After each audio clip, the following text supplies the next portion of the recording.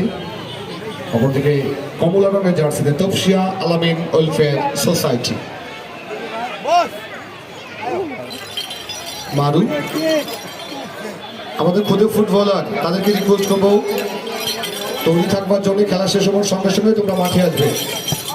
Shot বলটা একটু মাঠে দেবেন জার্সি নাম্বার 6 সোহান। শটটা কমপ্লিট করেছিলেন অনেকটা উঁচু দিয়ে করে বলকে।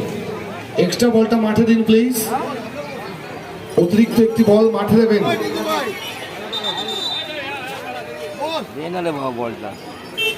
শঙ্কর বল, আর বাইরে যে বলটি রয়েছে সেই বলটাকে সংগ্রহ করে আবার মঞ্চে রিটার্ন করবেন প্লিজ।